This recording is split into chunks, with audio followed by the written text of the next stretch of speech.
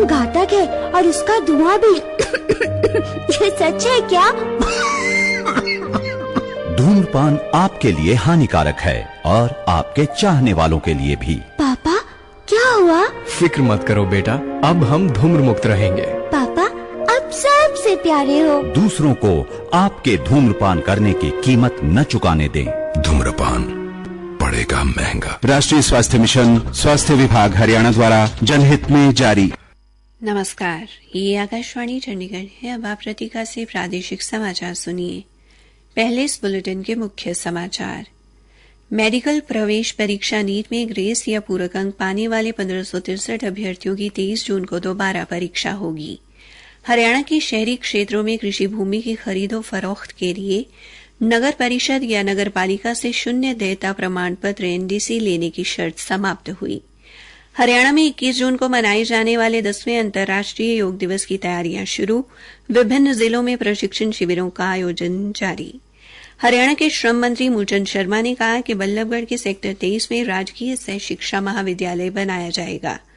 और आम आदमी पार्टी के प्रदेशाध्यक्ष सुशील गुप्ता ने कुरुक्षेत्र लोकसभा सीट में मिली हार के लिए इनेलो नेता अभय चौटाला को जिम्मेदार ठहराया। बीजेपी से मिली भगत का आरोप लगाया। अब समाचार विस्तार से। मेडिकल प्रवेश परीक्षा नीट यूजी में ग्रेस या पूरक अंक पाने वाले सभी 1563 अभ्यर्थियों की 23 जून को दोबारा परीक्षा होगी। आज जारी एक अधिसूचना में राष्ट्रीय परीक्षा एजेंसी एनटीए ने कहा है कि वो शीघ्र ही एक सार्वजनिक सूचना जारी करेगी और इन उम्मीदवारों से ईमेल के माध्यम से भी संपर्क करेगी ताकि ये सुनिश्चित हो सके कि उन्हें आधिकारिक सूचना प्राप्त हो। परीक्षा एजेंसी ने कहा कि दोबारा परीक्षा का निर्णय राष्ट्रीय परीक्षा एजेंसी की उच्चाधिकार प्राप्त समिति की रिपोर्ट पर उच्चतम न्यायालय की टिप्पणी के अनुसार लिया गया है और सभी 1563 छात्रों को दिए गए अनुग्रह या पूरक अंक वापस ले लिए गए हैं। इस बीच केंद्रीय शिक्षा मंत्री धर्मेंद्र प्रधान ने नीट यूजी परीक्षा के पेपर कथित तौर पर लीक होने की बात से इनकार किया है। नीट परीक्षा में कथित विसंगतियों पर श्री प्रधान ने कहा कि परीक्षा में गड़बड़ी पैदा करने के लिए जिम्मेदार लोगों पर कार्रवाई की जाएगी। हरियाणा के शहरी क्षेत्रों में कृषि भूमि की खरीद व भूमि का कोई हिस्सा बेचने हेतु नगर परिषद व नगर पालिकाओं से शून्य देयता प्रमाण पत्र एनडीसी की लेन देन की जरूरत नहीं होगी। शहरी स्थानीय निकाय राज्य मंत्री सुभाष सुधा ने आज चंडीगढ़ में पत्रकारों से बातचीत में कहा कि भूमि मालिक सीधे अपनी रजिस्ट्री करवा सकेंगे। ऐसी संपत्तियों पर किसी भी तरह का संपत्ति कर व विकास शुल्क लागू नहीं होगा। श्री सुधा ने कहा कि शहरी क्षेत्रों में कॉलोनियों में स्थित खाली भूखंडों के मालिकों को संपत्ति कर व अन्य बकाया शुल्क आदि जमा करने के बाद एनडीसी जारी किया जाएगा, जिसके आधार पर वो अपनी संपत्ति बेच सकेंगे। लालडोरा के अंदर स्थित संपत्ति पर राज्य मंत्री ने कहा कि ऐसी संपत्ति को स्वयं प्रमाणित कर बेचने की अनुमति होगी। उन्होंने बताया कि हरियाणा के सभी शहरी क्षेत्रों में 741 स्वीकृत कॉलोनियों को निर्मित करने के बाद इन कॉलोनियों में मालिकों को संपत्ति बेचने का अधिकार प्राप्त हो गया है। इसके अतिरिक्त बची हुई 433 कॉलोनियों को निर्मित करने का कार्य 30 जून तक पूरा कर दिया जाएगा।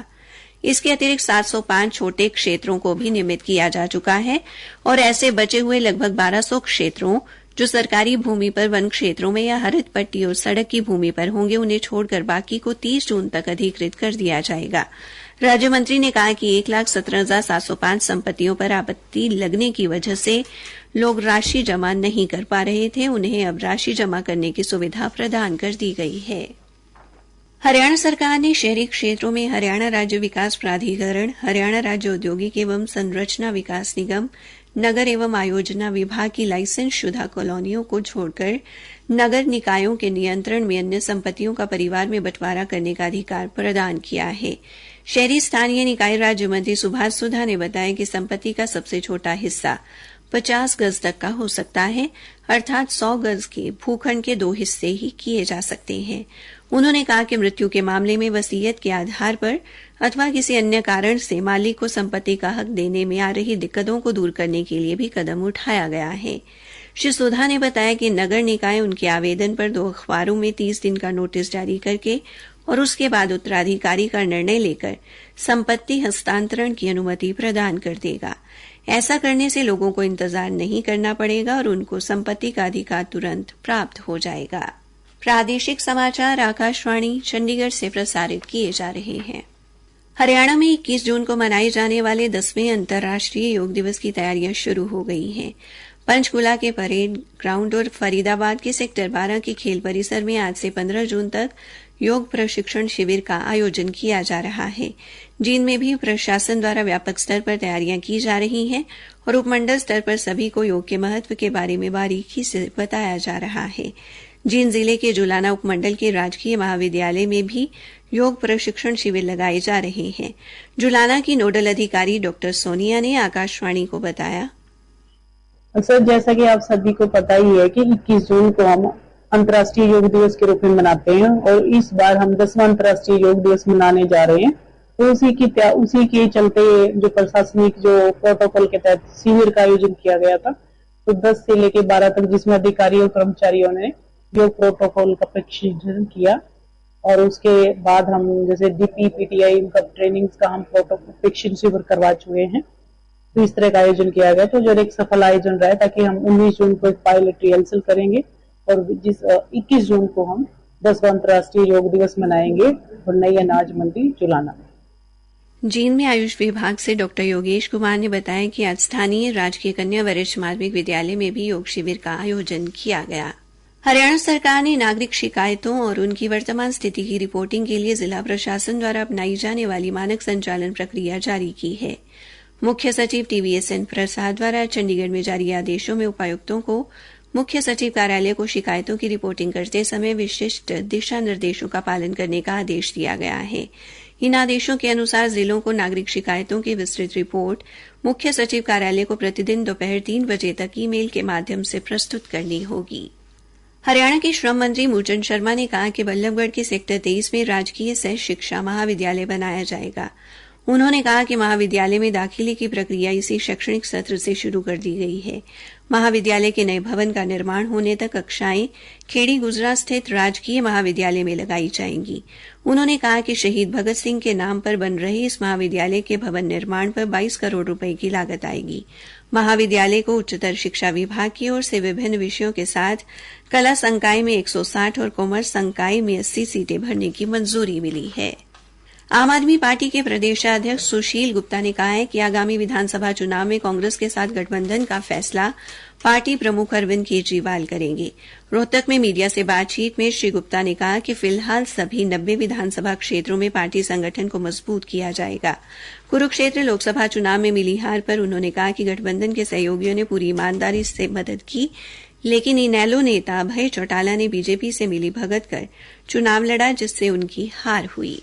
गुजरात में प्रशिक्षण के दौरान मृत्यु को प्राप्त हुए रोहतक जिले के गद्दीखेड़ी गांव के फौजी जवान मोहित कलकल का आज उनके पैतृक गांव में सैन्य सम्मान के साथ अंतिम संस्कार किया गया। जवान को श्रद्धांजलि देने के लिए ग्रामीणों का जनसैलाब उमड़ पड़ा। मोहित कलकल माता पिता के इकलौते पुत्र थे। वो अपने पीछे 3 साल की बेटी छोड़ गए हैं। उनके परिवार ने बताया कि मोहित पदोन्नति के लिए 11 महीने के प्रशिक्षण के लिए गुजरात के वडोदरा गए हुए थे। प्रशिक्षण के दौरान मोहित के दिमाग की नस फट गई, जिससे उनकी मृत्यु हो गई। अंत में मुख्य समाचार एक बार फिर। मेडिकल प्रवेश परीक्षा नीट में ग्रेस या पूरक अंक पाने वाले 1563 अभ्यर्थियों की 23 जून को दोबारा परीक्षा होगी। हरियाणा में 21 जून को मनाए जाने वाले 10वें अंतर्राष्ट्रीय योग दिवस की तैयारियां शुरू। विभिन्न जिलों में प्रशिक्षण शिविरों का आयोजन जारी। इसी के साथ ये समाचार बुलेटिन समाप्त हुआ।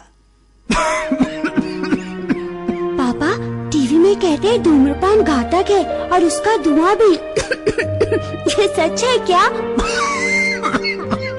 धूम्रपान आपके लिए हानिकारक है और आपके चाहने वालों के लिए भी। पापा, क्या हुआ? फिक्र मत करो बेटा, अब हम धूम्र मुक्त रहेंगे। पापा, अब सबसे प्यारे हो। दूसरों को आपके धूम्रपान करने की कीमत न चुकाने दें।